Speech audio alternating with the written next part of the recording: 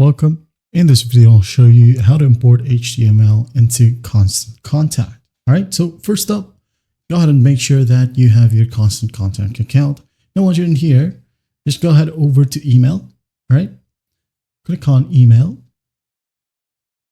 And then once done, you're gonna want to click on create an email right here at the top right. Just click on it.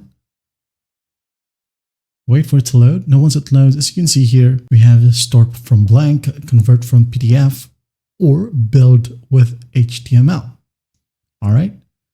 To import your HTML code, just go ahead and click on select. Wait for it to load. Now, once it loads, go ahead and put your code in here. Okay. For example, this one. Now you can go ahead and click on check and preview or check for errors first. Okay. And as you can see here, it says we found one error to fix. You can go ahead and click on it. And it says here, your tracking pixel is missing. You can go ahead and click on fix that for me, which is actually an AI. Go ahead and fix it like so. And here's what it looks like. All right. Left side is your code. Right side is the preview or live preview. Okay. That's basically how you do it. You now go ahead and customize your code in here. If not, you can now go ahead and hit on continue and send this one to whoever you want.